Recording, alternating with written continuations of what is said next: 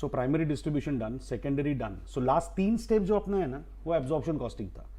Budgeted overheads upon budgeted output or budgeted hours, but how to get budgeted overhead department wise is primary distribution, secondary distribution, total 5 methods. Direct and step ladder will be followed only if the question says. If nothing is mentioned, you should always go for reciprocal, and reciprocal may be preferred one is simultaneous. Don't go for other methods unless asked. समझ में आया? अब इसमें और क्या क्या आ सकता है? There is something called as machine hour rate. Machine hour rate करके एक कॉन्सेप्ट है. Machine hour rate is very simple. मेरी बात को ध्यान से सुनना. You must be having total overheads with you. अब टोटल ओवरहेड्स को आप 2 हिस्सों में स्प्लिट कर दो. your total overheads are split into 2 parts. One is machine related overheads and the other one is other overheads. Q, because if predominantly some cost is related to machine, let it be charged based on machine hours. Concept एकदम logical है भाई. सबको क्यों machine our से divide करने का, या सबको क्यों मैं लेबर आवर से डिवाइड करूं? मैं एक सिंपल काम कर रहा हूं. टोटल ओवरहेड में से major chunk of expenses is related to machine. Let that be separately recorded. All those machine related overheads will be divided by machine hours to give you machine hour rate. So for this you go for machine hour rate. What do you mean by machine hour rate? Cost of using one machine for 1 hour. Cost of using one machine for 1 hour. कैसे निकालोगे? Very simple. You get your total machine related overheads, जितने भी हैं, even if they are fractionally related to machine, take them, divide that by total machine as your work will be done. तो फिर बाकी का क्या करें? वही जो अब तक हम लोग करते आ रहे थे, प्राइमरी एंड सेकेंडरी. अरे ये ऑप्शन तो अपने पास हमेशा ओपन है ना, ऐसा क्या कर रहे हो? अब डेप्रिसिएशन ऑफ मशीन इधर नहीं आएगा, वो इधर ले लेंगे, बट रेंट इधर रहेगा. तो एक काम करो ना, depreciation on machine machine rate में आ जाएगा. रेंट के लिए क्या करोगे? एरिया के हिसाब से स्प्लिट करो एबीसी एक्स वाई में, फिर या पोर्शन करो मेथड अप्लाई करके, आर्ली रेट मिल जाएगा. I am going to charge entire cost to the customer only. But machine prominent जो cost है, that will be charged based on machine hours. Other cost structures will be charged on the basis of primary secondary distribution. समझा? तो this is what we are going to do for. This is what we are going to do for machine hour rate. अब एक ही question solve कर रहा हूं मैं, multiple machines का. वो क्वेश्चन सॉल्व करके खत्म कर देंगे इसको, क्योंकि मशीन आवर रेट में कैलकुलेशन करने जैसा कुछ नहीं है. Accumulate all entire cost related to the machine. अब जो मशीन से रिलेटेड खर्चा है वो तो आएगा ही, but if your machine is occupying 15% area of the premises, if your machine is occupying 15% area of the premises, तो प्रीमाइसेस के रेंट का भी 50% ले लो. 85% जाने दो फ्लोर स्पेस के हिसाब से. If your supervisor is devoting only 1/5 of his total time for the machine, तो बाकी 4/5 किधर डिवोट कर रहा है ये सोचने का नहीं, 1/5 ले लेने का, कैलकुलेट कर देगा, बाकी 4/5 उधर जाएगा. So cost will be recovered, but you are not concern with the other part. समझ में आया? Operators wages, operator 70% time machine पे बिताता है, तो ऑपरेटर्स वेजेस का 70% टाइम ऐड कर दो. बात समझ में आई? Okay, you want to write this? ये लिख लो पहले. सेम 11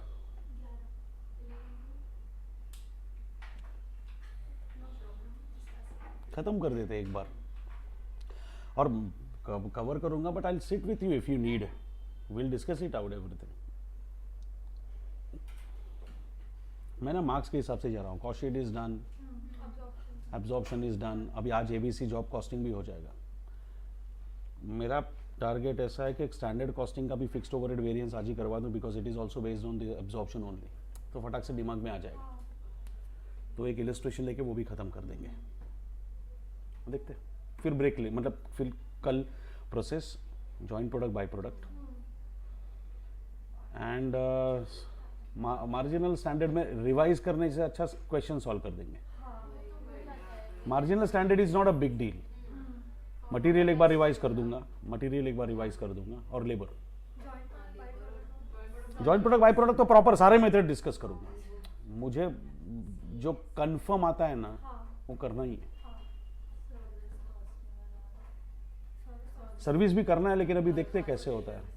एम्प्लॉय कॉस्टिंग तो हो जाएगा, I will give you my video link also, उसमें सारे टॉपिक वाइज लेक्चर्स मिलेंगे। अगर तुम लोग को पीएफ ईएसआई का सम चाहिए एम्प्लॉय कॉस्ट का, तो वो भी मिलेगा अलग से।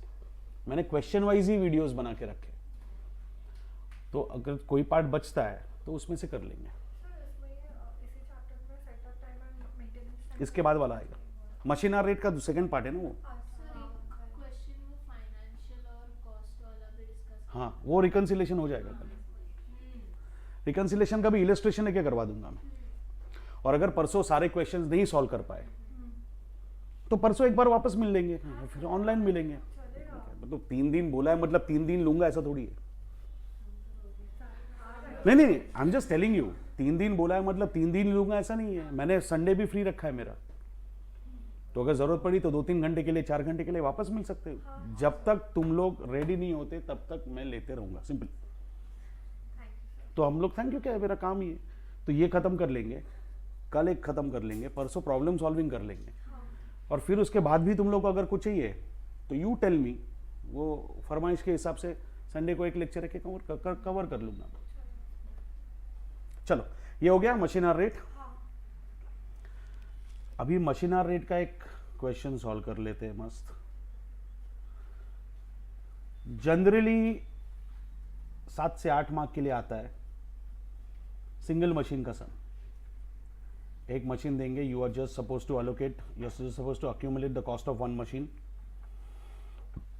एक मशीन की कॉस्ट अक्यूमुलेट करते जाओ,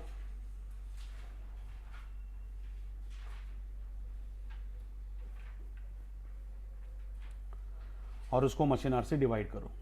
हम जो क्वेश्चन उठा रहे हैं उसमें एक के बदले 3 मशीन का सम है। तुम लोग को लगेगा सॉल्व किया हुआ, लेकिन वैसा नहीं है, काफी चेंजेस नीचे किए हुए हैं उसमें मैंने। Question number 22, question number 22, you are given the following information for the 3 months of manufacturing department of X Limited. Preliminary estimates of expenses per annum. सबसे पहले you have been given data per annum, पूरे साल का है। ये बात आपको अच्छे से याद रखनी है, क्योंकि अगर आपने पर एनम डेटा, अगर आपने पर एनम कैलकुलेशन किया, देखो जनरली ना स्टूडेंट को एक सबसे पहला डाउट आता है कि सर हम लोग कैलकुलेशन कैसे करें, ये पर एनम होना चाहिए या पर मंथ होना चाहिए। ऐसा कुछ नहीं है, choice is yours unless it is specified in the question. But आप एक चीज समझ रहे हो क्या, अगर ऊपर का पर एनम होगा तो नीचे का भी पर एनम होगा, ऊपर का पर मंथ है तो नीचे का भी पर मंथ होना चाहिए। एक पाव रेल में एक पाव जेल में रख के मतलब नहीं है, या तो दोनों पर यूनिट होंगे। हाँ, चाय पियोगे सब लोग?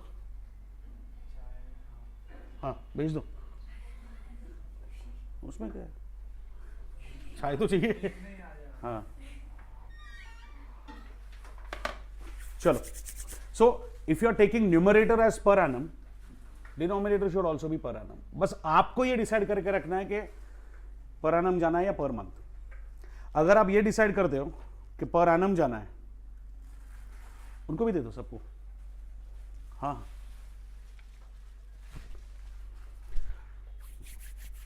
अगर आपने ये डिसाइड कर लिया कि आपको पर एनम जाना है, तो जितने भी पर मंथ होंगे एक्सपेंसेस उनको मल्टीप्लाइड बाय 12 कर लो। तू पी ले जाएंगे।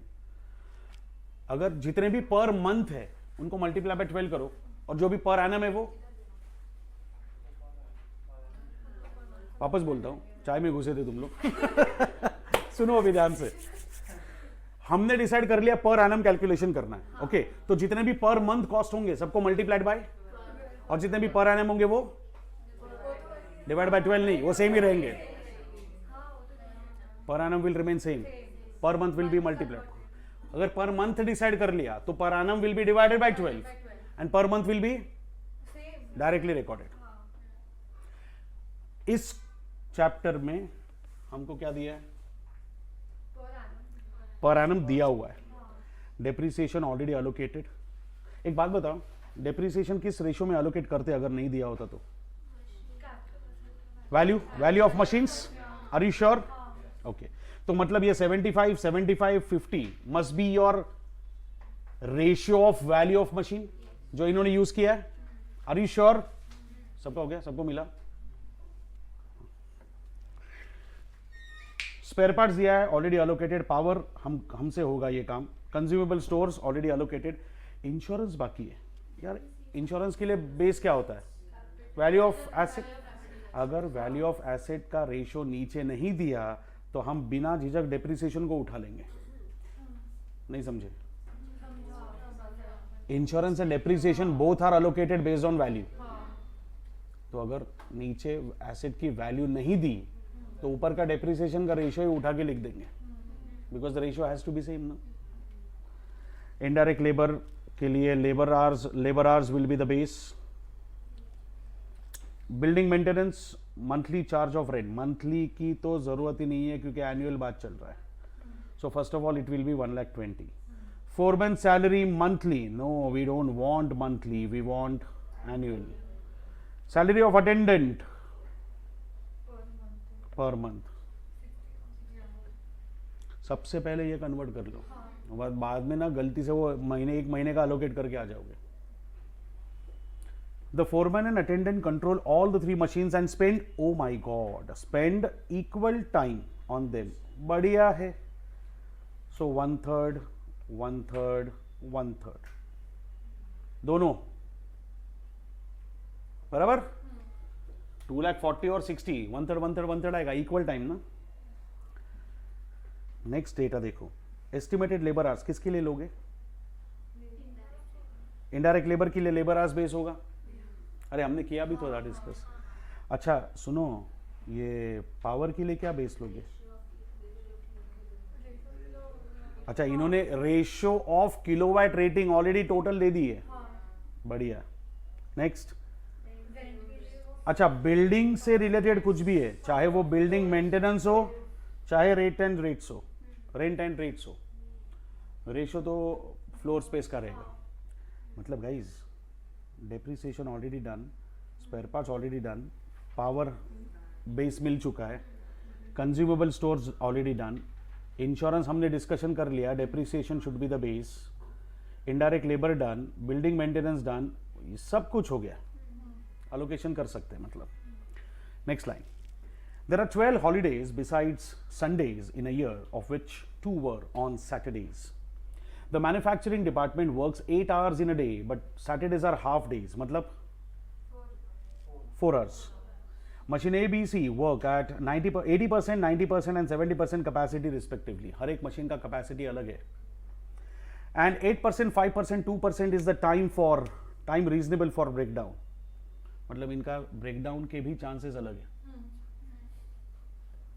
Obviously ना 3 अलग मशीन है तो सब कुछ अलग ही होगा.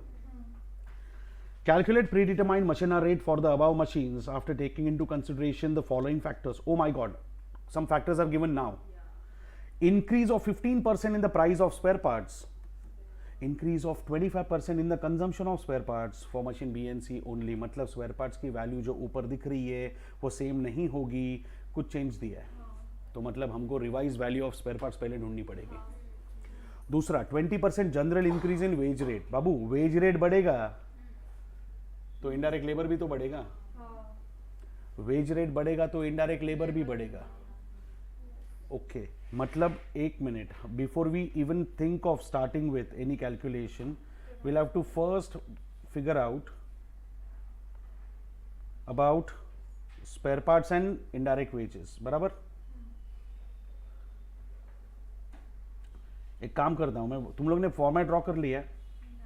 नहीं ना, हाँ तो फिर वर्किंग नोट स्टार्ट करो। चलो वर्किंग नोट साइमल्टेनियसली खत्म करते हैं। किसकी वर्किंग नोट है?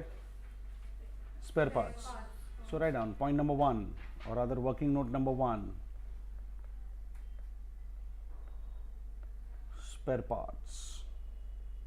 कौन सी मशीन है? ABC.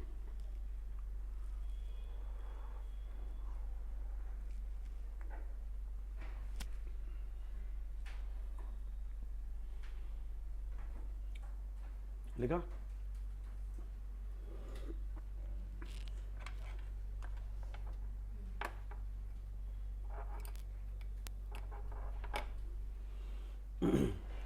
Okay, tell me how much is the existing value?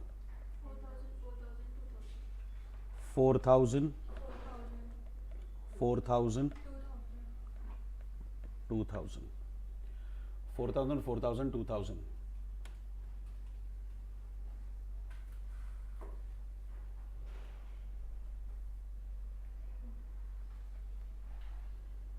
अच्छा चेंज क्या दिया है?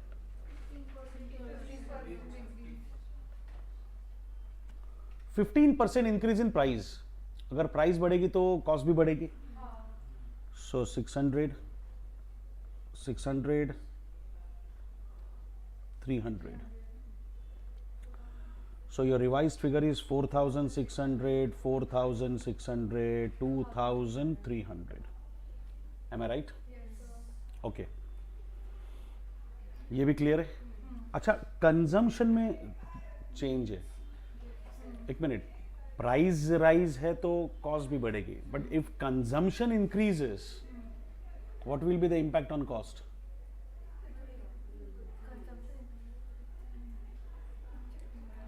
It should increase. अच्छा एक चाय के बदले मैंने 5 चाय पिए तो पैसा कम हो जाएगा ना, ज्यादा लगेगा। मैंने जानबूझ के वो स्टेटमेंट फ्रेम ही अलग किया था। प्राइस बढ़ेगी तो कॉस्ट बढ़ती है, लेकिन कंजम्पशन बढ़ेगा तो मुझे मालूम था कम ही बोलने वाले हो। थोड़ा सोच के देखो, प्राइस बढ़ेगी तो कॉस्ट बढ़ती है, कॉमन सेंस। अरे भाई कंजम्पशन बढ़ाओगे तो भी तो कॉस्ट बढ़ेगी। सो कंजम्पशन का भी इफेक्ट दे देते हैं। कितने से बढ़ा है कंजम्पशन? कंजम्पशन कितने से बढ़ा है? अच्छा वो किसके लिए? सिर्फ बीसी के लिए, मतलब मशीन बी एंड मशीन सी के लिए। ये 25% मतलब कितना आ रहा है? 11 11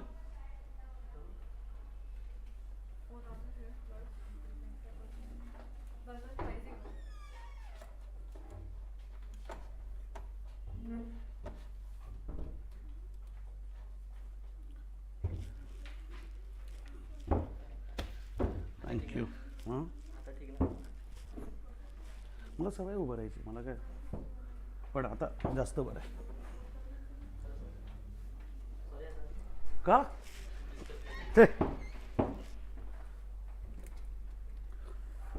हाँ जी 11।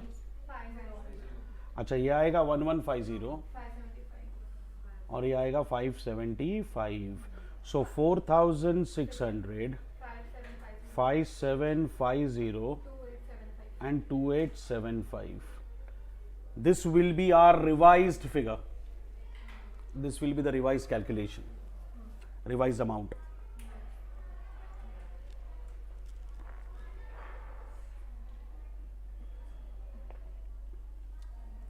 Is it done?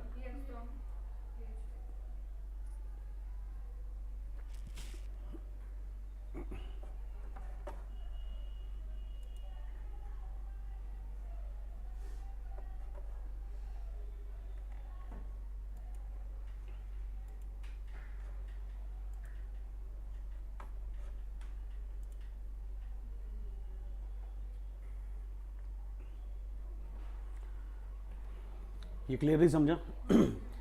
कंजम्पशन में चेंज ऐड हो, कंजम्पशन बढ़ेगा तो कॉस्ट बढ़ेगी, कंजम्पशन कम होगा तो कॉस्ट कम होगी। जो इफेक्ट प्राइस का वही इफेक्ट कंजम्पशन का। ए में इसलिए नहीं लिखा क्योंकि उन्होंने बोला कि सिर्फ बी और सी में हो रहा है।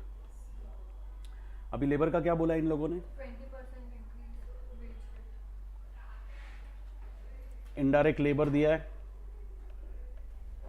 अरे हाँ या ना? हाँ. Okay, how much is your indirect labour figure? 20,000। Change कितना दिया है? 20%. Change is 20%। 24. बराबर? ओके, अब ये 24,000 ए, बी और सी में बटेगा। 24,000 बटेगा ए, बी, सी में, करेक्ट? क्या रेशियो लोगे? Labor hours को लेना पड़ेगा. Labor hours. What will be the ratio to be considered? Labor hours. Labour hours का रेशियो लोगे? हाँ. Okay, what is the ratio of labour hours? 1.5. Direct labour hours कितना दिख रहा है? 1,50,000 दिख रहा है। 1,50,000, फिर नहीं, 1,50,000 और 1,50,000 ऐसा. 10, 15. सो 1,00,000, 1,50,000, 1,50,000। आप इसको भी सिंप्लीफाई कर सकते हो, मुझे उसमें कोई डाउट नहीं है। बट कैसा है, 10, 15, 15 जल्दी स्ट्राइक होगा, हाँ. समझे ना? हाँ. चलिए बोलिए, कॉस्ट बोलिए। 9,000.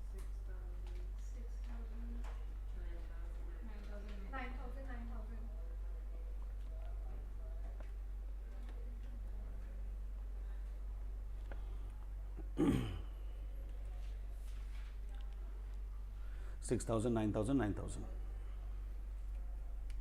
क्लियर है? कोई डाउट? सो मेरे ख्याल से एकदम क्रिस्टल क्लियर हो गया सब कुछ।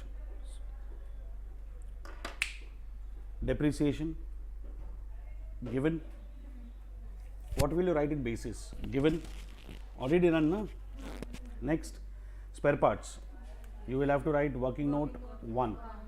Power, you already have the ratio. Consumable stores also already given. Insurance of machinery in the ratio of depreciation. Indirect labor, working note 2. Building maintenance, floor space, monthly charge, monthly बोला है लेकिन आप लोग monthly मत लेना, हमको 4 महीना बैठना पड़ेगा। हाँ, तो मंथली एनुअल करना है हमको, 1,20,000 को स्प्लिट करना है। फिर foreman and attendant salary 1/3 I think cost तो अलोकेट कर ही सकते हैं, ओवर हेड्स तो ढूंढ ही सकते हैं। वेट, टोटल मिलने के बाद we'll have to divide everything by machine hours, तो मशीन आवर्स तो निकालने पड़ेंगे ना। Let's go for machine hours calculation. Total machine hours, total machine hours. yes, recording will be there, recording मिल जाएगा बाद में, YouTube पे डालने ही वाला हूँ मैं ये चीज। machine hours, अच्छा आपको कुछ डेज का डेटा दिया है, 1 मिनट लिखना मत, हॉलीडे विलीडे ऐसा कुछ बोला इसमें। Okay, stop writing, concentrate.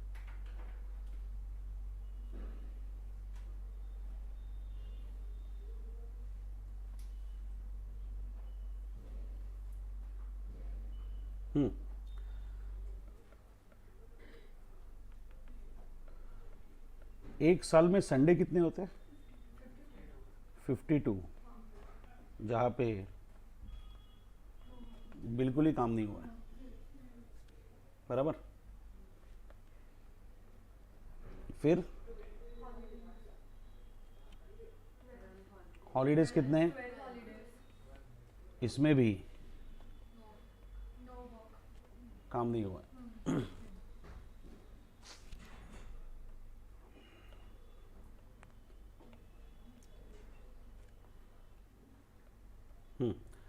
फिर उसके बाद अच्छा 52 संडे होते तो सैटरडे भी तो 52 ही होंगे, लेकिन 2 already in क्वेश्चन बोल रहा है दो हॉलीडेज, दो संडे हॉलीडे, दो सैटरडे हॉलीडे पे, तो -2 मतलब सिर्फ 50 सैटरडे थे जहाँ पे आपने 4 घंटा काम किया है, यस यानी कि 200 घंटे यहाँ पे कवर हो जाते हैं। आपको समझ में आया? यस सर आपके 2 सैटरडे हॉलीडे में है हाँ तो 50 सैटरडे वर्किंग है, each Saturday you are working for half day, so 4 hours. Yes अभी 365 में से 52, 12 एंड 50 माइनस कर दो, 250, 251 will be your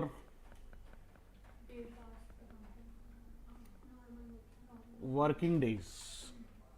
How do you know? Balancing figure. और इसमें आपने कितना घंटा काम किया होगा? Oh my God, 2008. So total 2208 hours. Work नहीं है, अवेलेबल। इतना लिख लो। शैल आई प्रोसीड?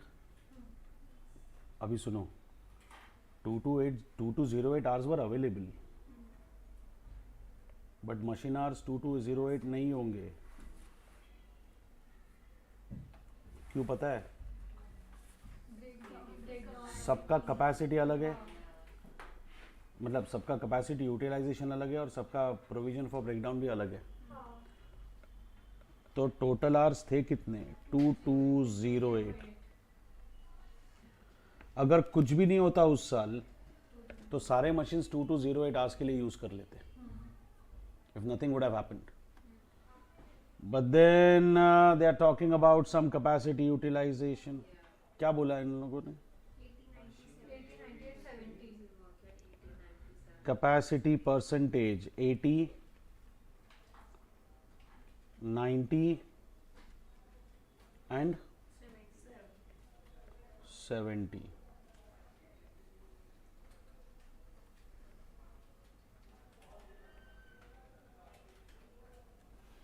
एटी 90 70 तो कितना आ रहा है?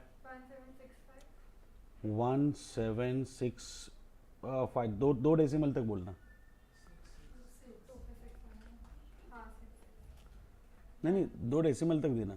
65 पॉइंट 0.4 है 6.5 65.4। 66.4 तो 66 का 65 कैसे हुआ राउंड ऑफ? हाँ, 1987.2 1987.2। 1545.6 आपको समझा? ये इस लेवल पे हम लोग काम कर रहा हूँ। अब हर मशीन अलग कैपेसिटी पे काम करेगा तो इलेक्ट्रिसिटी भी तो कम खाएगा। That matters to me, that matters to me. I hope you are understanding this. But see, for me, the consumption of AC is much more than the consumption for PC. AC, PC. But because when I'm not taking lecture, the PC is shut down, yaar. ACs are still working. So for me, every machine is different. That is why we go for machine hour rate separately. अच्छा, इसमें provision का क्या दिखा है? Breakdown का क्या chance है? 8%, 5%, 2%। Am I right? तो फिर मशीन आवर्स कितने होंगे? हाँ, कितना? 1766.4 कैलसी पे लो, सीधा -8% कर दो। 12 1625.08 088 एडी है। ओके, मतलब 88। Okay fine. 1987.2 minus 5%। 188.7.84 okay, 151.688 lovely.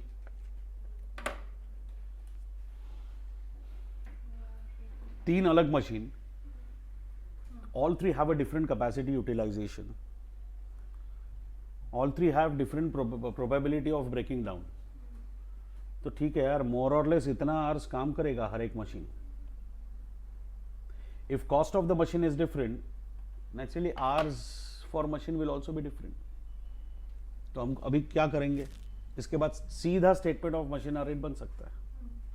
क्या आएगा इसमें, सारे एक्सपेंसेस अपने डिस्कशन के जैसे, डिस्कशन वाले. You get the total, and once you get the total will be divided by last line, so many hours. You will get absorption rate on the last line. Can you do it? Yes. चलो start. Working note copy कर ली ना, हाँ. चलो इतना खत्म कर दो फिर.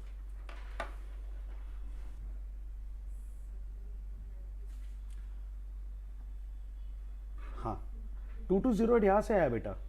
365 डेज में से 52 डेज संडे था, 12 दिन हॉलीडे था जिस दिन काम नहीं हुआ, तो वो निकल गया. लेकिन 52 सैटरडेज में से 2 सैटरडे हॉलीडे में आ चुके हैं, मतलब 50 सैटरडे वर्किंग है जिसमें 4 घंटा काम हुआ है, और बाकी बैलेंसिंग फिगर 251 पूरे वर्किंग डेज है 8 आवर्स के हिसाब से. तो 2208 आवर्स तो वैसे भी काम हो सकता है फैक्ट्री में, पर हो नहीं रहा है because capacity utilization is different. Y?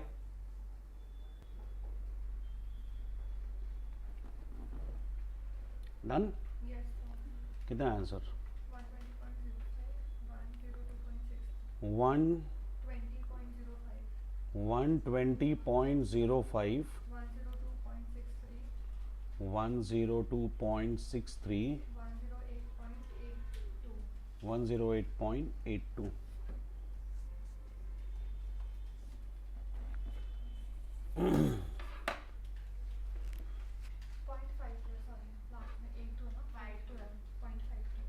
108.82. Point 52 है. 0.52 है. Okay, this will be your single machine hour rate. अब हमने 3 मशीन का साइमल्टेनियसली कर लिया. जनरली एग्जाम में 8 मार्क के लिए 1 मशीन का आता है.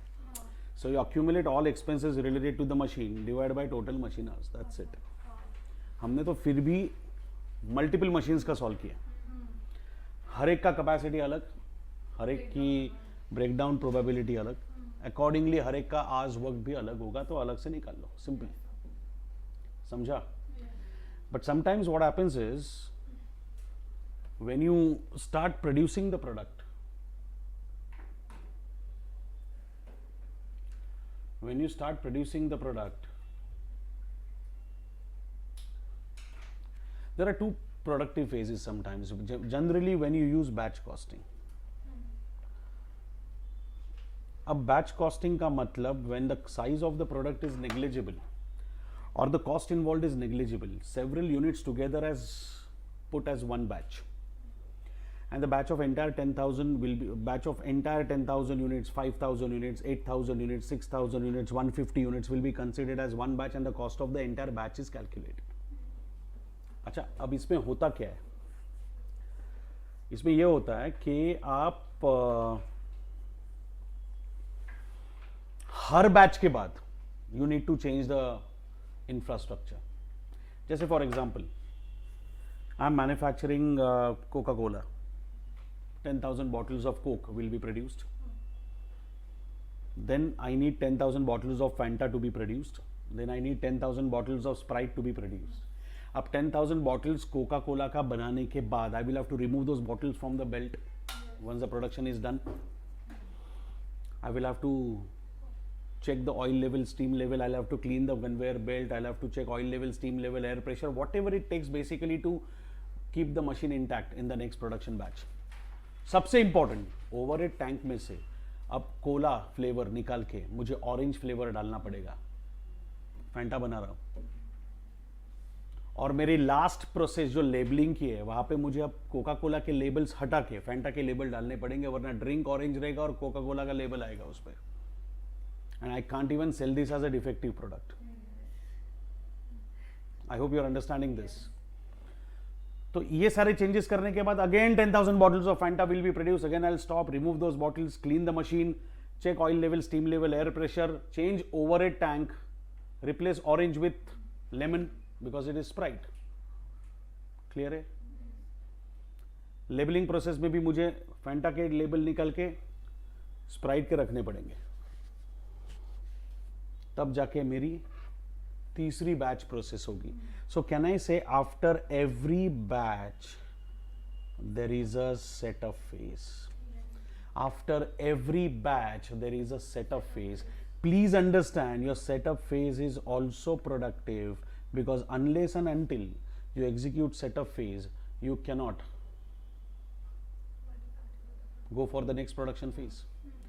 And every setup phase is considered to be a productive one unless they tell you specifically.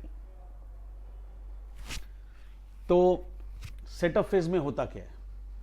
Anything and everything that is basically used और done to set the infrastructure up for the next production run. Simple it is. You want to set the infrastructure up, so whatever you do will be considered as setup phase, right? Running phase is something where you are actually running the machine and you are actually processing the raw material and getting it converted into finished goods. And cost of running phase and setup phase will always be different. Cost of running phase and setup phase will always be different. तो फिर मेरे लिए तो problem है ना. If there is only one phase, I can directly charge it to the customer. But if there are two phases, both are productive, then the cost of both will be charged to the customer. And the problem is, I will have to find out two separate absorption rate, one for running time, one for setup time. And that is why it is called as dual machine hour rate system. Two tier machine hour rate system. दो अलग rate होंगे, one for running, one for setup. अब simple example लेता हूं आपको. ये तो Fanta का मैंने दिया मैन्युफैक्चरिंग यूनिट का एग्जांपल. सर्विस इंडस्ट्री में भी इसकी जरूरत पड़ती है. सर्विस इंडस्ट्री में भी इसकी जरूरत पड़ती है. जैसे मूवी देखने जाते हो, 1:30 का शो है, you reach there at 1 o'clock. That is only place where we reach on time. तो 1:30 का शो है तो 1 बजे कोई अंदर नहीं छोड़ेगा. We can see the board cleaning in progress. The moment first show is over, the housekeeping team gets in the auditorium, they clean the auditorium and they go. And then the second show begins. Second show खत्म होने के बाद वापस housekeeping team gets in the auditorium, they clean the auditorium and they go. Then the third show begins. ऐसा करते करते हर show के बाद एक सेटअप फेज होगी. लेकिन लास्ट शो जो शुरू होता है 10:30 बजे, फैमिली वाला, खत्म होता है 2 बजे, धुरंधर है तो 3 बजे, वॉट एवर. क्या लगता है, will there be a setup phase at 3 o'clock और 2 o'clock? Yes, there will be. क्योंकि next day morning there will be 9:30 show. तुम लोग का, कॉलेज वालों का 9:30 वाला एक शो होता है ना. तो 9:30 वाले शो में जाओगे तो don't you expect auditorium to be clean? किसी और के खाए हुए समोसे पे बैठोगे? नहीं. मतलब यार, वो फर्स्ट शो हो या लास्ट शो हो, every show will be followed by a setup phase. And what is the cost that is incurred in setup phase? ध्यान से सुनो, याद करने की कोशिश करो. When the setup phase is going on, the movie is not on. That means the projector is switched off. If the projector is switched off, that means power is not consume. Tubelight चल रहा है, AC चल रहा है, electricity cost is consume, lighting expenses are consume. I mean, lighting expenses are incurred. There is no power incurred. फिर setup phase बंद हो जाती है. Running phase starts. चलेगा बेटा एक आधा एक घंटा और. तुम लोग जा सकते हो, तुम लोग बाद में रिकॉर्डिंग देख लेना, कोई दिक्कत नहीं है. Suit yourselves. हाँ, तो किधर थे हम लोग? हाँ, पावर पे थे. तो when the running phase starts, तो सबसे पहले तो लाइट बंद हो जाएगी, एसी चलेगा. सेटअप फेज में लाइट एसी दोनों चल रहा था, तो power electricity cost will be different. Running phase में लाइट बंद, तो उतना तो इलेक्ट्रिसिटी बचेगा. तो कैन आई से lighting charges will be different for setup phase, running phase. और रनिंग फेज की सबसे important cost, projector will start. क्या हुआ इस शहर को, कहीं आग है, व्हाटएवर. तो प्रोजेक्टर स्टार्ट होगा मतलब पावर इज कंज्यूम. यार मतलब सेटअप फेज में सिर्फ एसी और लाइट तक इलेक्ट्रिसिटी कॉस्ट थी, power was not consume. Running phase में रनिंग फेज में lighting cost will be little less, क्योंकि लाइट बंद हो चुका है, पर पावर विल बी कंज्यूम. अच्छा, मेरे लिए दोनों प्रोडक्टिव है. For me both are productive phases. Running is also productive phase, setup is also productive phase. So what should I do? you better calculate 2 separate rates and charge separate rate to the customer, finish it off. So whenever there are two productive phases, for each phase you are supposed to calculate cost. Each phase you are supposed to find out absorption rate. For each phase you are supposed to find out absorption rate. तो उससे क्या होगा? Running का rate अलग से charge करोगे, setup का rate अलग से चार्ज करोगे. समझा? And cost structure will always be different. I always give you a very simple example. एक मिक्सर का एग्जांपल देता हूं मैं आपको. चटनी बनाई है कभी? तुम लोग की काफी बार बनी होगी घर पे. तुम लोग ने बनाई है क्या? नहीं. एक मिक्सर लेते हो, उसमें you put all ingredients, coriander, coconut सबसे इंपॉर्टेंट, मिर्ची, जीरा, थोड़ा सा नमक, पानी ऐड करके, पुदीना, एंड देन बंद करके वो मिक्सर इंस्टॉल करके इलेक्ट्रिक सप्लाई ऑन करके कर इलेक्ट्रिक सप्लाई बंद करके खोलते हो उसको, थोड़ा मिक्स करते हो, ऐड लिटिल मोर वाटर, फिर उसको बंद करके वापस कर डंग, chutney ready. Are you going to serve the chutney to your guest like this? ये ले ठूस खाने आया ना, मर, ऐसा नहीं. तो of course we take it in a bowl. तो ऐसे बाउल में निकालने के बाद फिर भी निकलता नहीं है पूरा, फिर थोड़ा पानी डालते हो उसमें. हाँ, अब वो मिक्सर यूजेबल है नहीं, तो you will go to the wash basin, you will clean it. You are going to the wash basin, you are cleaning it, and then you are wiping it off with a soft cloth, and then it is reinstalled and now it is ready for use. तो electric supply दूसरी बार बंद करने से लेके उस machine को reinstall करने तक, that was a setup phase, and you must have realized and you will appreciate that I did not use power. तो मैं जिंदा नहीं रहता ना, पानी में धो रहा था मैं, तो इलेक्ट्रिक सप्लाई चालू होता तो नहीं होता मेरा. I hope you are understanding this. So power is not required for setup phase, but when the running phase was going on, power was one of the prominent cost structure. यार बहुत problem है यार. Running भी productive है, setup भी productive है, दोनों productive है, लेकिन दोनों की कॉस्ट अलग है. मुझे दोनों कॉस्ट चार्ज करनी है कस्टमर को, तो ठीक है, 2 रेट निकालो, चार्ज कर, खत्म कर बात को. It is that simple. एक ही फेज होती है तो एक ही चार्ज करते हैं. जब दोनों फेज है, दोनों प्रोडक्टिव है, तो ठीक है ना, दोनों का कॉस्ट अलग है तो दोनों का रेट अलग से निकाल, चार्ज कर. Are you guys understanding this? तो फिर कैसे करें? मैं सिंपल पैटर्न बताऊंगा आपको, एकदम सिंपल पैटर्न, और उसका नोट मैं डाल दूंगा कम्युनिटी पे. फालतू चीज कोई लिखनी नहीं है अभी, और जितने भी थियरी पॉइंट्स है वो सब मैं कम्युनिटी पे डालते जाऊंगा. सिंपल बात. How many productive phases are there? 2. So how many cost structures will be involved? 3. ध्यान से सुनो. 1 for running phase, 1 for setup phase, and the third one is like you, doesn't get affected with any phase. Fixed cost. ध्यान से सुनना. Machine चल रहा है नहीं चल रहा है, रनिंग फेज चल रहा है, सेटअप फेज चल रहा है, लेबल बदले नहीं बदले, वॉचमैन को बाहर फर्क पड़ता है क्या? उसका सैलरी तो any which way I am going to incur. अच्छा, लैंडलॉर्ड को फर्क पड़ता है, रनिंग फेज चल रहा है, अच्छा आजकल रनिंग फेज चल रहा है, ठीक है, भाड़ा थोड़ा कम दो. ऐसा नहीं होता. It doesn't even know, it doesn't even care. So कुछ कॉस्ट स्ट्रक्चर जैसे डेप्रिसिएशन ऑन मशीन, ठीक है बेटा मैं काम नहीं कर रहा हूं तो डेप्रिसिएशन मत चार्ज कर. हाँ अभी तू चार्ज कर, ऐसा थोड़ी मशीन थोड़ी कुछ बोलेगा यार. आई charge depreciation on machine on periodic basis. 1 साल का डेप्रिसिएशन चार्ज करता हूं मैं, पीरियड के हिसाब से नहीं, मतलब रनिंग या सेटअप के हिसाब से नहीं. So there will be a few cost structures which will be unaffected due to running phase, setup phase. तो एक सबसे पहले फिक्स कॉस्ट स्ट्रक्चर का, फिक्स कॉस्ट का एब्जॉर्प्शन रेट निकाल लो. फिक्स कॉस्ट का एब्जॉर्प्शन रेट निकाल लो by using total productive hours. उसमें रनिंग का अलग, फिर रनिंग का जो अलग कैलकुलेशन करोगे वो सिर्फ वेरिएबल कॉस्ट के हिसाब से आएगा, रनिंग आवर्स के बेसिस पे. Your cost structure will be split into 2 parts. सबसे पहले फिक्स निकालो, उसको टोटल प्रोडक्टिव आवर्स से डिवाइड कर, मतलब उसका रेट निकाल लो. फिर वेरिएबल ढूंढो. अब variable will be incurred only with respect to running time. उसका सेटअप से कोई कनेक्शन नहीं है, बाकी सब कुछ अपने आप हो जाएगा. मैं ना स्टैंडर्ड स्टेप्स दूंगा. सबसे पहले आपको ढूंढनी है फिक्स कॉस्ट. फिक्स कॉस्ट को अलोकेट कर दो, बाकी रनिंग अपने हिसाब से आते जाएगा. एक क्वेश्चन सॉल्व करते you will be more clear in terms of the concept. Question number 20. Question number 20.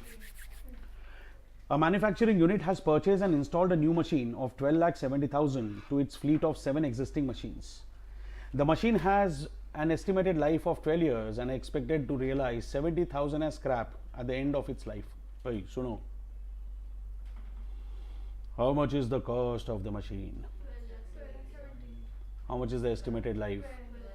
How much is the estimated scrap value? यार ये तीन चीज़ों को लेके कुछ कर सकते हो क्या? डेप्रिसिएशन नोटबुक में वर्किंग नोट 1 डेप्रिसिएशन का वर्किंग नोट नोटबुक में खत्म करो बाबू, जल्दी जल्दी फटाफट.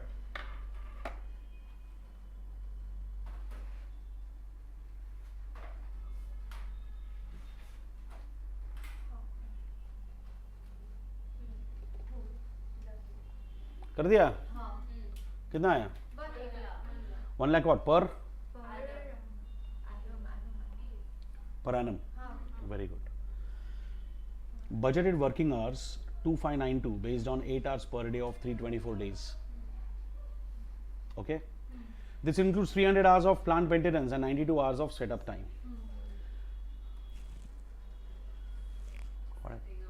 Okay, yeah. So they have clearly told you setup time. They have clearly given you setup time separately. But please understand, your setup time is given on per annum basis.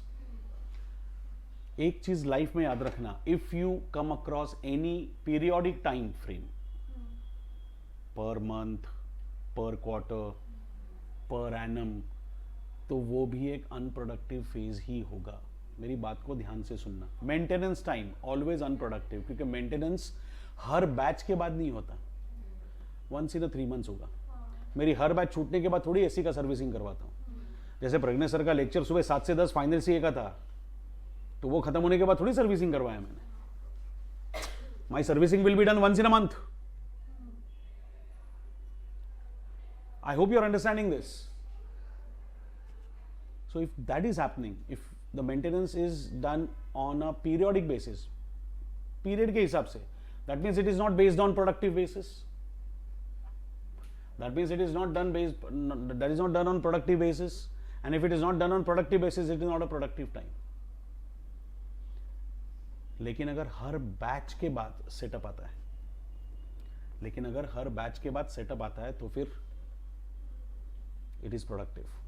तो यहां पे 2592 hours में से 300 hours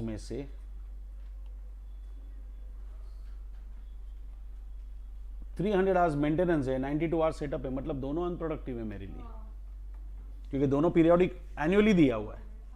ठीक है. Estimated cost of maintenance is 25,000 per annum. Now it is 25,000 and plus it is given to be per annum. That means, can I say this is my fixed cost? Machine requires special chemical solution which is replaced at the end of each week. इसका मतलब हर हफ्ते मुझे material बदलना है, I mean oil बदलना है या solution बदलना है. इसका मतलब it's a fix cost. They are not even talking about products, they are not even talking about batches, they are not even talking about how many units I am suppose to produce. No, वो लोग क्या बोल रहे हैं, हर हफ्ते, every week the solution will be change. That means it is a fix cost for me. Operators wages कितना दिया है? 420 पर वीक. अगेन पर week, what kind of a cost is this? Operators wages 420 per week. आप लोग recognize कैसे करते हो variable cost को, फिक्स कॉस्ट को? एक चीज हमेशा याद रखना,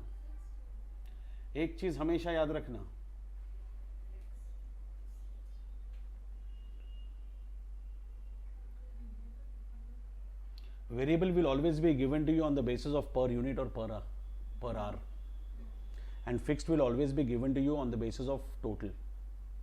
आपको क्या दिख रहा है? 420 पर वीक मतलब पीरियोडिक कॉस्ट होगी. पीरियोडिक कॉस्ट मतलब फिक्स कॉस्ट. अगर पर यूनिट होती, पर आवर होती, तो मैं इसको वेरिएबल ले सकता था, लेकिन ये पर वीक दी है, मतलब it is given for a particular week. That means irrespective of what you are producing, the cost will be incurred.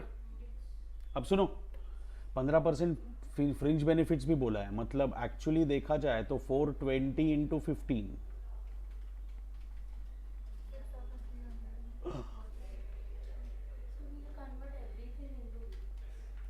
हाँ नहीं, अगर है अभी मैं कुछ नहीं कर रहा हूँ, I am just simply classifying cost to be fixed and variable, so that later on once I start calculating applying to dual rate, you will have everything ready in front of you.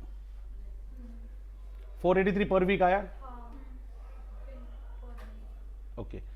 Electricity used by the machine during the production is 16 units per hour at a cost of 3 rupees per unit. एक unit बनाने के लिए, एक unit finish goods का बनाने के लिए मुझे इलेक्ट्रिसिटी के 16 यूनिट्स कंज्यूम करने पड़ते हैं, और मटेरियल का आई मीन इलेक्ट्रिसिटी का ईच यूनिट कॉस्ट मी 3. तो मुझे बताओ 16 यूनिट का खर्चा कितना है? 1 unit cost me 16. 1 finish goods cost me 16 units of electricity. 1 unit of electricity cost me 3. तो 16 यूनिट्स विल कॉस्ट मी 48. मतलब मेरा एक घंटे में अगर 16 यूनिट कंज्यूम होता है तो एक घंटे का कॉस्ट मेरा 48 रुपीज हो गया electricity. Correct? Okay. Departmental and general works overheads allocated to operation during the last year was 50,000. Last year cost थी 50,000 which will increase by 10%. Calculate machine hour rate if setup time is productive and if setup time is unproductive. So दोनों part हो जाएंगे. इसमें dual machine hour rate भी हम discuss कर लेंगे, और सिंगल मशीन आवर रेट भी डिस्कशन हो जाएगा. So working note 1 you guys have already recorded depreciation. So let's go for the second working note, and that is about number of hours.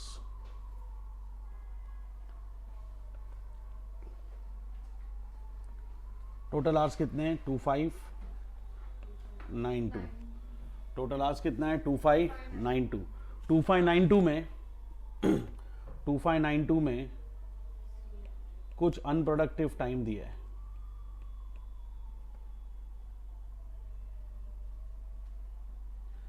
Unproductive में क्या दिया है? मेंटेनेंस कितना है? 300. Why maintenance is taken as unproductive? Because it is given on periodic basis. Maintenance per month दिया है ना, या per annum? हाँ, लेकिन per annum दिया है ना पूरे साल का, मतलब it is periodic cost. तो बॉस हमारे लिए टोटल प्रोडक्टिव टाइम कितना होगा?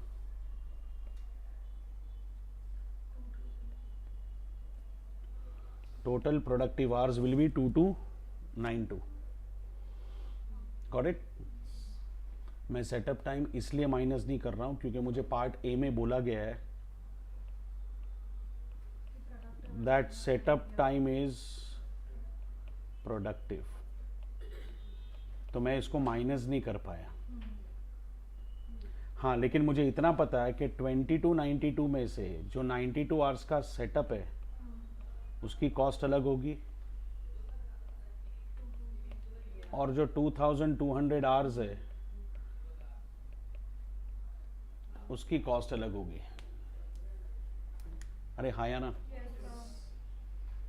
अब इसके बाद याद रखना, लाइफ में कभी भी 2592 को पलट के देखना मत. अभी अपना पूरा कैलकुलेशन मैक्सिमम 2292 आवर्स तक जाएगा, क्योंकि 2592 में से 300 hours is your periodic maintenance, जिसका मेरा प्रोडक्शन से कोई लेना देना है नहीं. आगे बढ़े? ओके. अभी क्या कहा था मैंने? सबसे पहले फिक्स्ड ओवरहेड्स को जमा करो.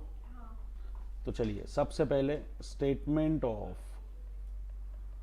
Fixed overhead absorption rate.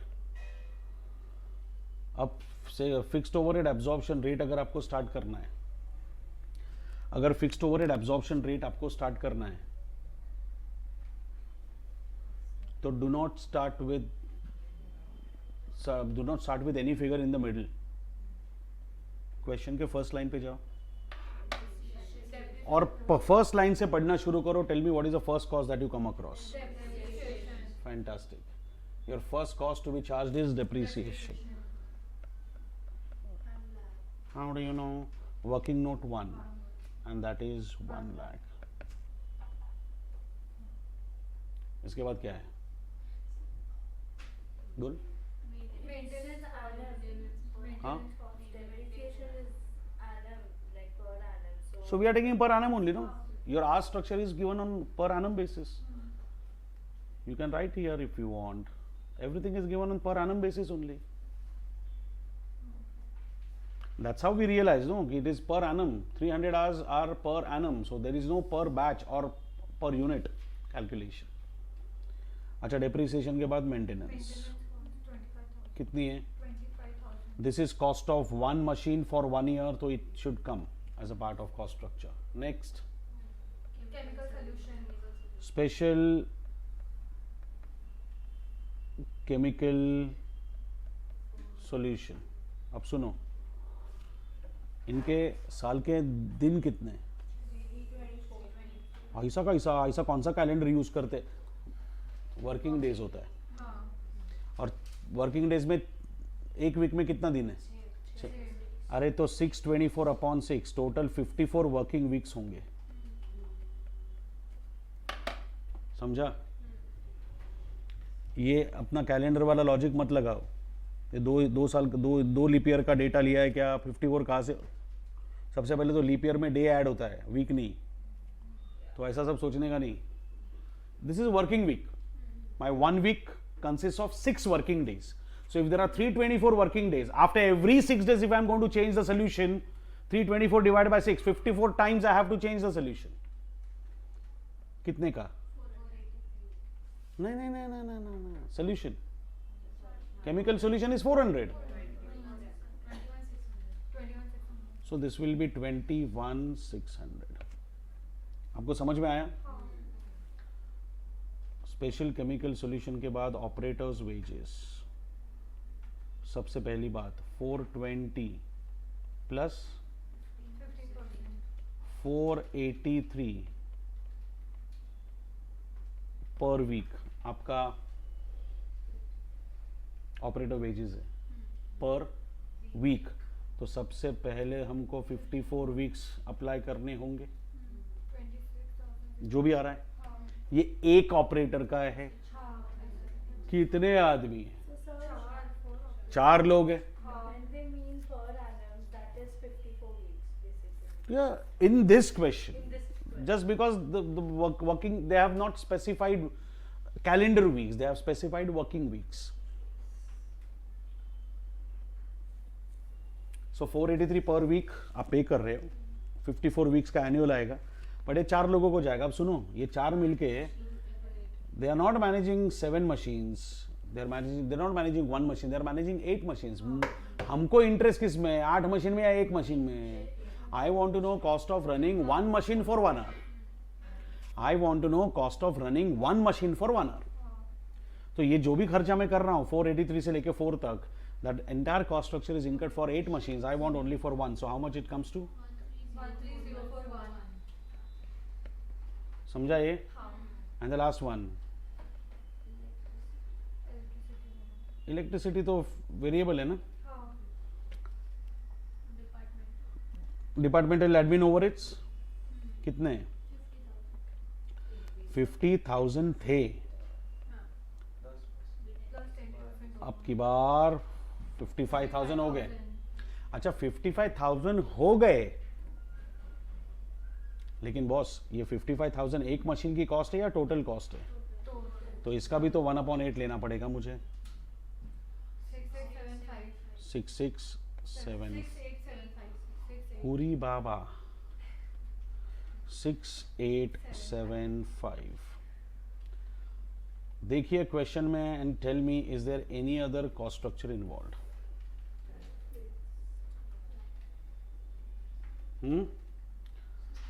और कोई फिक्स कॉस्ट बाकी है? नहीं. तो टोटल ले लो. 1,66,516. Total fixed overheads 166 516. 516.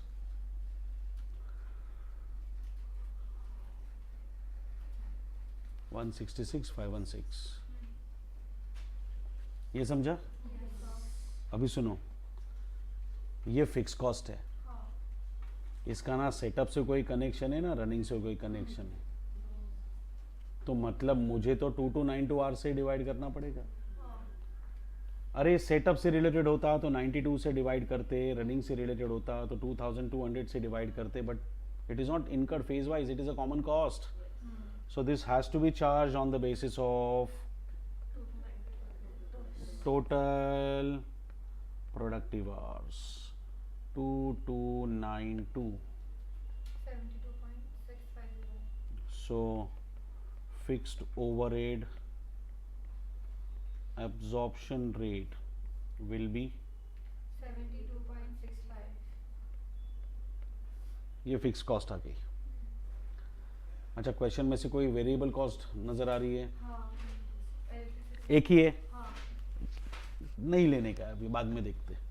दूसरी कोई वेरिएबल कॉस्ट, अगर और वेरिएबल कॉस्ट स्ट्रक्चर होता ना तो सबको अक्यूमुलेट करके 2200 से डिवाइड कर लेता। रनिंग टाइम, रनिंग टाइम, ठीक है। अब ऐसा कुछ है नहीं तो ठीक है, we can directly go for statement of machine hour rate.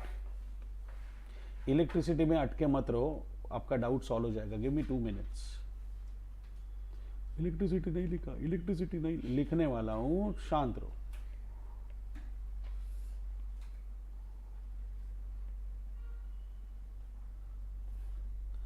Running time, setup time, ध्यान से सुनो।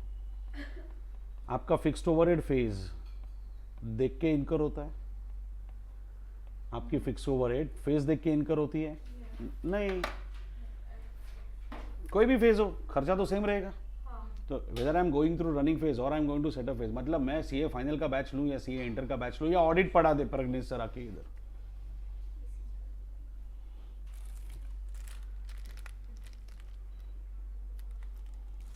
कोई भी बैच पढ़ा दे, फिक्स कॉस्ट थोड़ी बदलेगी। That has got nothing to do with it. चालू करना है ना। तो आपके एग्जांपल के लिए बोल रही थी, मुझे ठंडी रहने एसी क्या क्या एसी चालू ही रहेगा, कोई भी पढ़ा दे फिक्स। नहीं, AC is a variable cost for me, it is dependent on time. मैं रेंट की बात कर रहा हूं,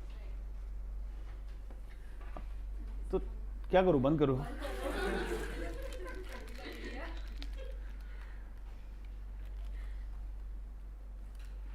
वाह,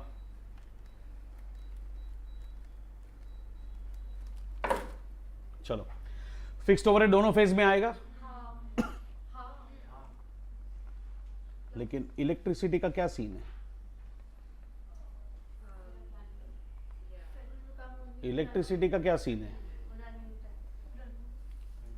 सुनो, 16 units every hour you are consuming of electricity. 1 unit का रेट आपका 3 रुपया।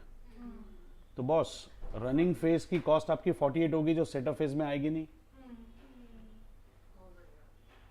आई hope you are understanding this. Running phase की आएगी, सेटअप फेज की आएगी नहीं। सो 120.65 इफ आई इनकर in case of a running phase, 72.65 I will incur in case of setup phase. आपको समझा? स्टैंडर्ड स्ट्रेटेजी, कोई भी क्वेश्चन डाल दो इस स्टेप में, आपका आंसर आ जाएगा। सबसे पहले separate fix cost from variable. Fix cost की टोटल ले लो divided by total productive hours, फिर वेरिएबल की टोटल ले लो divided by total running hours. Fix दोनों में आएगा, रनिंग में भी आएगा, सेटअप में भी आएगा। वेरिएबल कॉस्ट अलग से लिखी होती तो मैं सिर्फ रनिंग में लिखता, सेटअप में डैश लिखता, और फिर आती इलेक्ट्रिसिटी कॉस्ट जो ऑलरेडी आर्ली बेसिस पे, उसको टोटल में कन्वर्ट करने का क्या मतलब है? वो डायरेक्टली ऐड कर दो ना। आपको ये समझ में आया? Get your cost split as variable and fixed.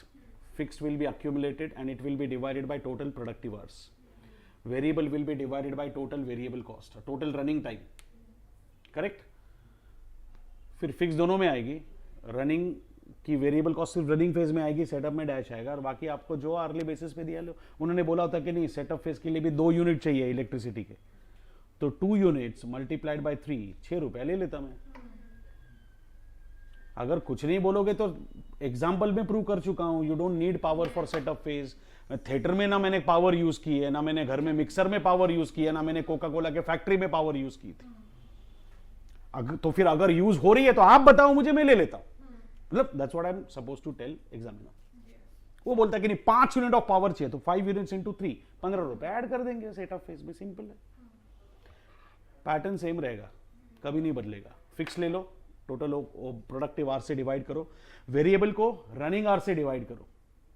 Fix दोनों में आएगी, रनिंग में सिर्फ वेरिएबल आएगी और बाकी जो आपको कॉस्ट स्ट्रक्चर दिया वो लिख दो. ये सब कब? जब सेटअप फेज, अगर सेटअप फेज अनप्रोडक्टिव है तो.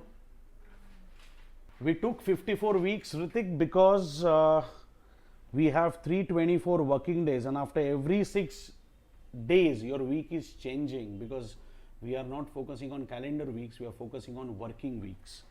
तो हर 6 दिन के बाद अगर वीक चेंज होता है तो 324 में टोटल 54 वर्किंग वीक्स आएंगे जिनका पैसा मुझे देना पड़ेगा. So salary is based on per week, तो 54 times that salary will be incurred. अच्छा एक बात बताओ, सेटअप टाइम अगर प्रोडक्टिव है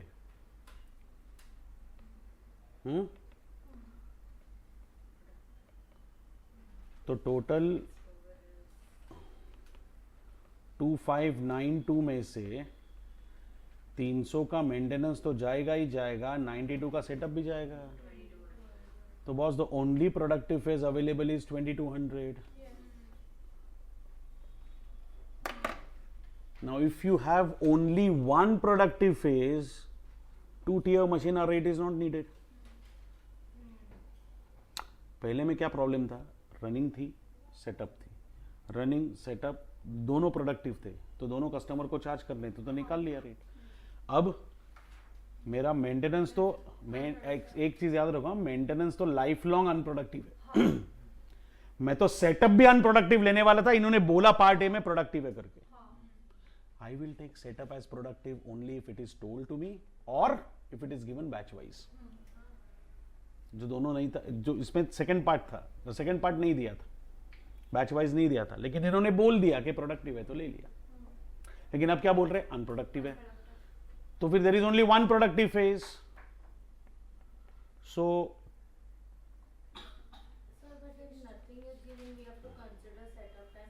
प्रोडक्टिव, ऑलवेज प्रोडक्टिव. नहीं, if they give you on a periodic basis then it is unproductive. साल का 92 आवर्स, क्वार्टरली 50 आवर्स, 30, नहीं मैं एग्जांपल दे रहा हूं, 30 hours per month is setup phase. इसका मतलब क्या है? It is not dependent on production, it is dependent on time. 1 महीना हुआ 30 घंटे, 2 महीना हुआ अनदर 30 आवर्स. ये पर एनम दिया है हमको, 2592 per annum, 300 maintenance, 92 setup. Clearly पता चलता है उसका प्रोडक्शन से कोई लेना देना नहीं है.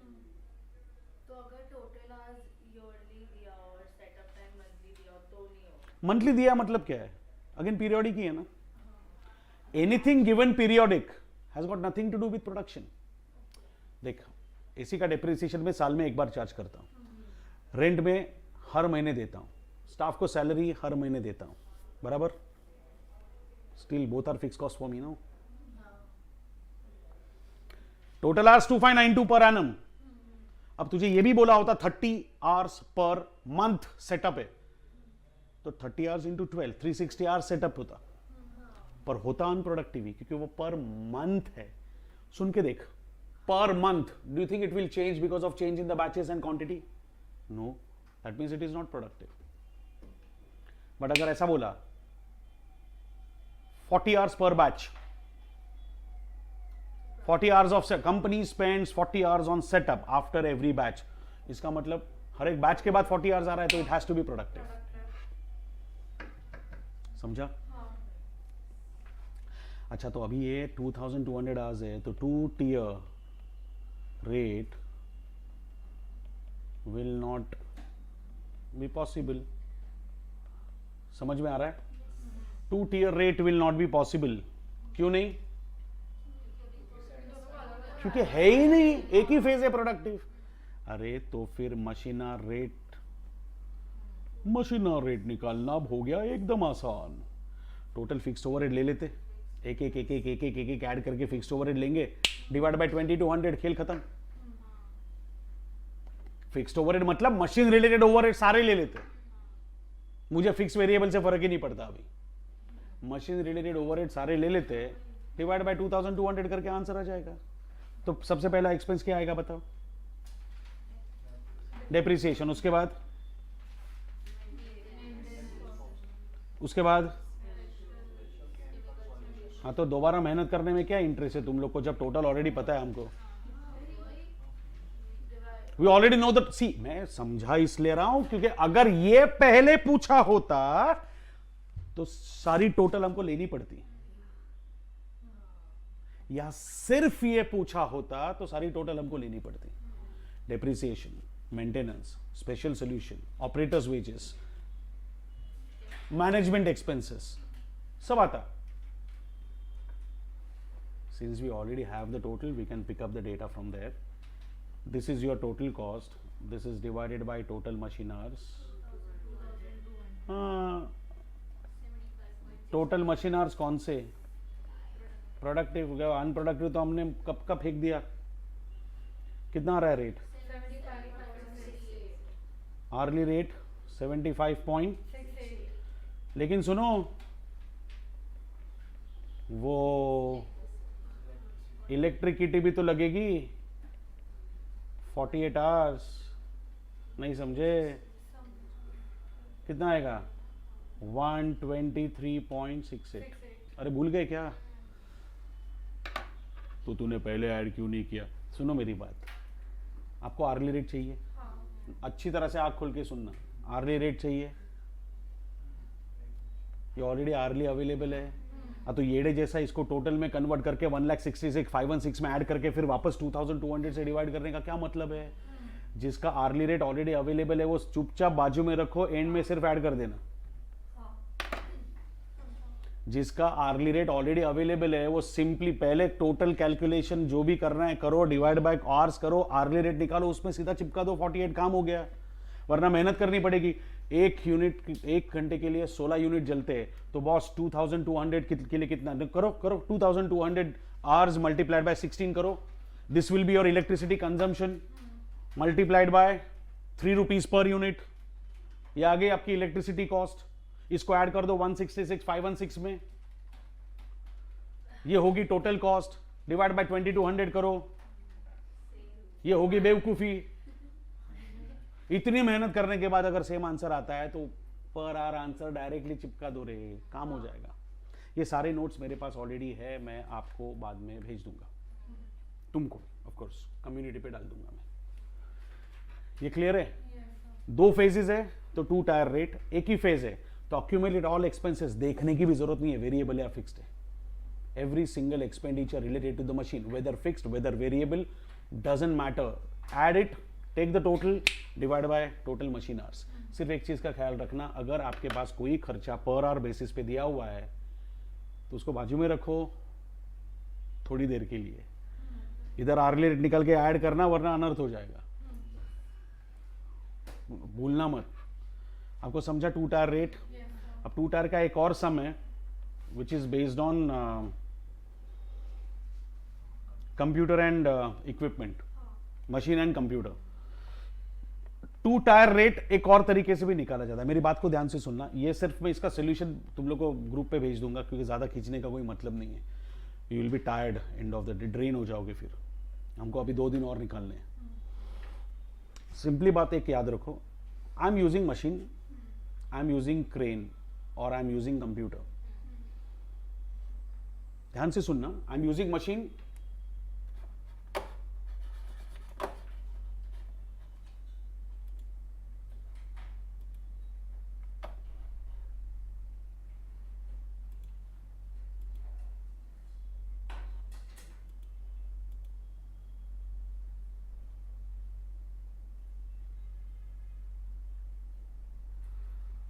नहीं भाई मेरा स्टाफ तो HP चला गया तो ये कल ही अपलोड होगा। अभी कोई टेंशन मत ले, फैमिली इश्यूज आर ज़्यादा more important, you manage that.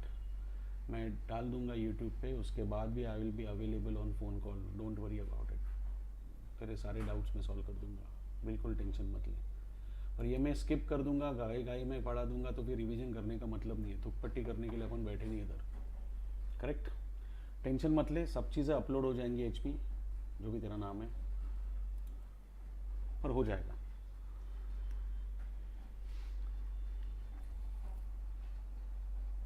MC क्या है? मशीन और अच्छा हाँ, मशीन एंड कंप्यूटर, मतलब क्या लिखा है? I am using machine, I am using computer, ध्यान से सुनना। I am using machine for the customer, I am for the customer, I'm using computer also for the customer. Then I will charge cost of machine as well as computer to the customer. Computer के बदले crane use करता हूँ, तो machine और crane दोनों की cost आनी चाहिए। अरे तो एक काम करो ना, मशीन का आर्ली रेट ढूंढो। मशीन का आर्ली रेट 100 रुपये है, कंप्यूटर का किधर जा रहा है? कंप्यूटर, अरे कंप्यूटर का आर्ली रेट 20 है, मशीन का आर्ली रेट 100 रुपये है, कंप्यूटर का आर्ली रेट 20 है। अगर आप सिर्फ मशीन चार्ज करते हो तो 100 चार्ज करो, अगर सिर्फ मशीन और अगर मशीन के साथ साथ कंप्यूटर चार्ज करते हो तो 120 चार्ज करो। कितना सिंपल है। अगर आप मशीन चार्ज करना चाहते, सिर्फ मशीन यूज कर रहे हो तो चार्ज 100 पर आवर। अगर मशीन के साथ कंप्यूटर चार्ज कर रहे हो तो चार्ज 120 पर आवर। सिर्फ कंप्यूटर थोड़ी चार्ज करोगे, गेम थोड़ी खेलना है उधर, मशीन तो चाहिए ही। तो machine is a prominent player, तो वो तो कॉमन रहेगा। मशीन के साथ भी, मशीन के बाद भी पॉसिबल ही नहीं है, मशीन तो होना ही चाहिए, कंप्यूटर ऑप्शनल है। तो मशीन की cost will always be intact. तो सबसे पहले क्या करने का, मशीन रेट निकाल लेने का। मतलब देखो यहाँ पे आपको टोटल कॉस्ट स्ट्रक्चर दिया है तीनों मशीन का। ये क्वेश्चन तो आपने 1000 बार पढ़ा होगा, हाँ, तो मैं सिर्फ फटाफट समराइज कर लेता हूँ। कंप्यूटर का खर्चा है 4,20,000 पर एनम, कंप्यूटर का खर्चा है 4,20,000 पर एनम। ये आपको मशीन का खर्चा दिया है। फिर आपको बोला है कि आपका जो जॉब ए चल रहा है, आप देखो जॉब कॉस्टिंग चाहिए था ना, it is not a separate chapter, it will be covered everywhere. तो जॉब ए विदाउट कंप्यूटर कितना चलता है मशीन? 600 आवर्स। और विद कंप्यूटर मशीन कितना चलता है? तो कंप्यूटर के साथ भी, कंप्यूटर के बाद भी मशीन कितना चला? हाँ, तो मुझे क्या लेना देना कंप्यूटर था कि नहीं था? मेरे लिए तो मशीन आर 1000 है, 1500 है, और इधर भी 1000 है।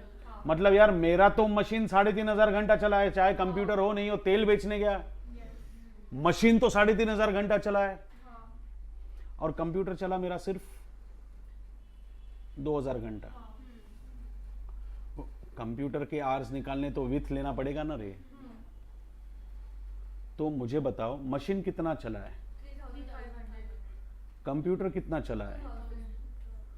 तो मशीन कंप्यूटर के बगैर कितना चला? 1000। Sir we are calculating computer, should we calculate? Yes, electricity separately निकालो। देखो ना 1500 हो रहा है ना, ये देखो। हाँ, तो अभी पहले मशीन की कॉस्ट निकाल लेते हैं। मेरी बात ध्यान से सुनो। ये जो आवर्स आपको दिए थे वो मंथली थे।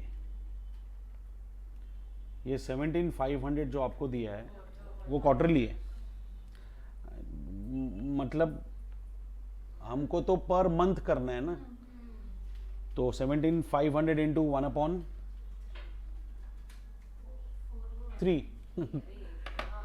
ये कॉमन मिस्टेक है, क्वार्टर देखा नहीं कि 4 आ जाता है। पर एनम को पर क्वार्टर में करना है तो 1/4 आएगा। How many quarters in a year? 4।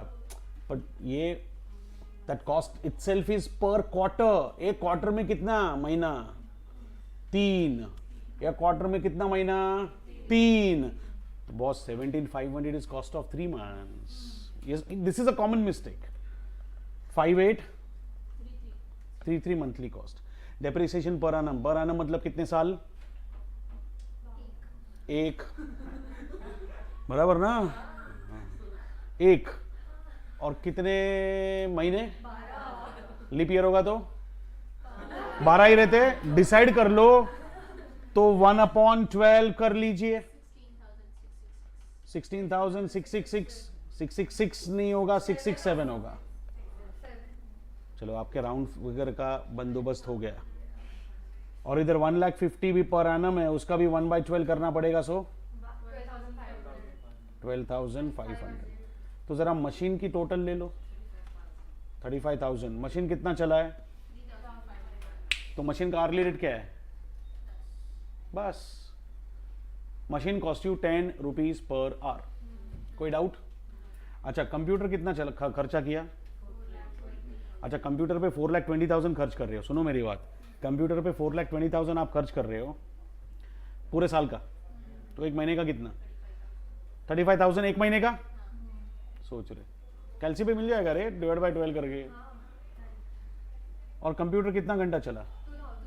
So you are spending 35,000 for 2,000 hours. तो कंप्यूटर का रेट क्या मिला? 17.5. मशीन का रेट क्या मिला? अब सुनो, मशीन का रेट मांगा है, सिर्फ मशीन यूज करोगे तो 10 रुपया.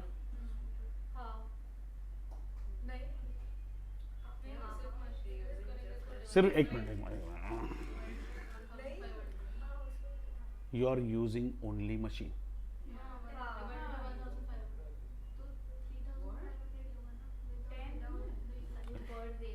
एक मिनट, छोड़ दो, सोचना छोड़ दो, ध्यान दो. मशीन 1 घंटा यूज करने का खर्चा कितना? 10. बाजू में रखो. कंप्यूटर 1 घंटा यूज करने का खर्चा कितना? 17.5. अभी मेरी बात को ध्यान से सुनना. मैंने मशीन 1 घंटा यूज कर लिया. How much is cost for मी? और मैंने मशीन कंप्यूटर के साथ यूज कर लिया 27.5, क्योंकि मशीन तो रहेगा ही ना. तो विदाउट कंप्यूटर 10, विथ कंप्यूटर 27.5. हाँ, खत्म हो गया. सॉल्यूशन भेज देता हूं मैं इसका सॉल्यूशन भेज दूंगा. समझा ये? See how many equipments you have? 2. चल एक और डिस्कशन कर लेते. 3 इक्विपमेंट होंगे, मशीन, कंप्यूटर, क्रेन. ले, कुछ नहीं, मशीन का खर्चा अक्यूमुलेट कर लो, मशीन आर से डिवाइड कर लेना. कंप्यूटर का खर्चा अक्यूमुलेट कर लो, कंप्यूटर से आर से डिवाइड करना, सिर्फ कंप्यूटर आर से. क्रेन का खर्चा अक्यूमुलेट कर लो, क्रेन से डिवाइड कर लेना. सपोज ये मिलता है 10 रुपया पर आवर, ये मिलता है 5 रुपया पर आवर, ये मिलता है 3 रुपया पर आवर.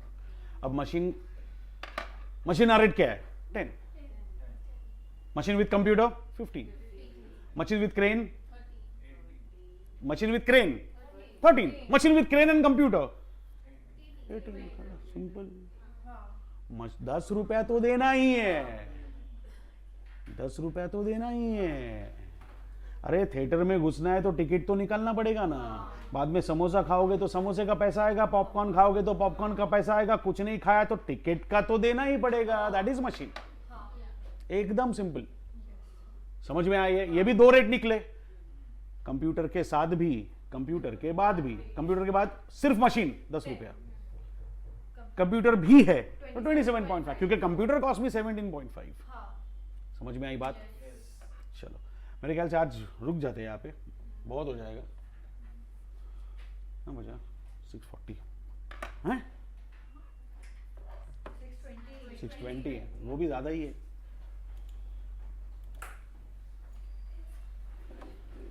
अरे 17.5 कंप्यूटर का कॉस्ट है ना.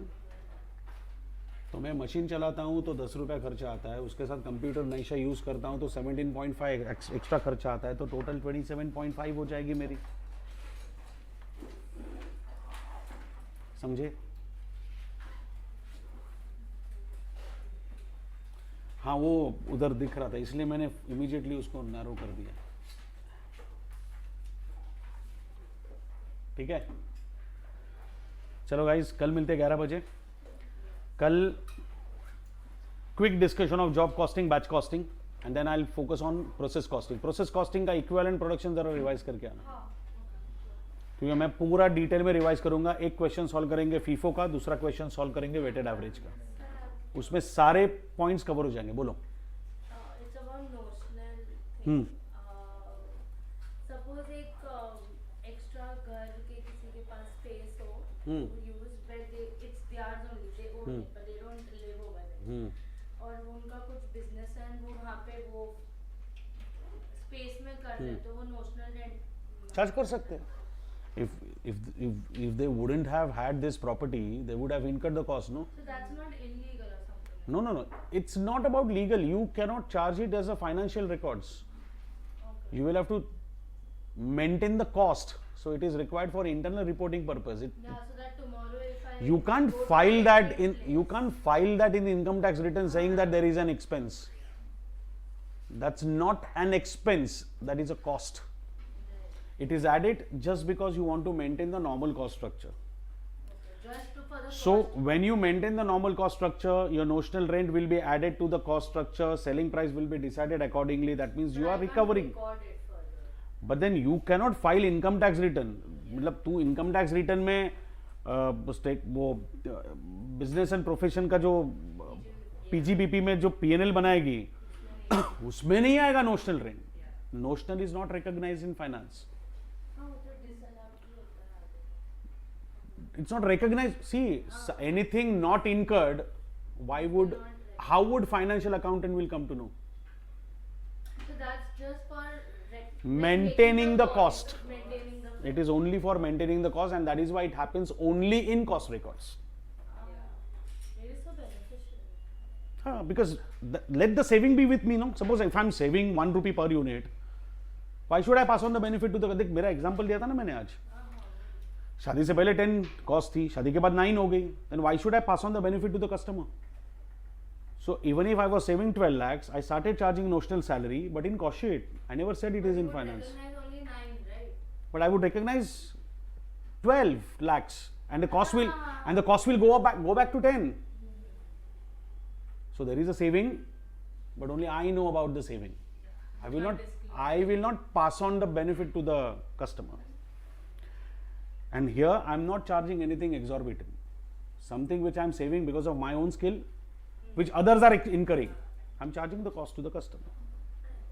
Resources are used free of cost. Doesn't matter. If resources are used, customer must pay the normal cost of it.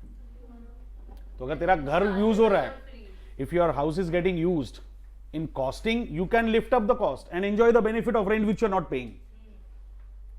But you can't show it as an expense in finance to bring down your professional receipt, your gross receipts. It's not. It is not an expenditure. It is a notional cost, imaginary cost. So all the home bakers and like people who operate their small businesses from home, they do charge notional rent or something like that. See, understand, when you are talking about charging cost to the customer and determining selling price, we don't follow inter-CA costing. I'll tell you. I'm staying in a society or I'm staying in an apartment. मेरे building में 5 लोग हैं जो cake बना के बेचते हैं. तुझे क्या लगता है मुझ में दम है हाई सेलिंग प्राइस पे मैं मार्केट में उतरूं? नहीं. I have to go by the pricing which is available. I want to start my new bus service from Mumbai to Goa. Do you think I'm going to sit with pen and paper and apply operating service costing concept, diesel इतना, petrol इतना, ये इतना, toll इतना, salary? I'll find out how much market is charging. I will have to charge 20 rupees less or 100 rupees less plus one mineral water bottle free, complimentary, so that I have to enter into the market. That part is pricing that you will see in final CA soon. This is like more theoretical. This is Ramayana, what you should be doing. This is Ramayana, what you should be doing. But it's not.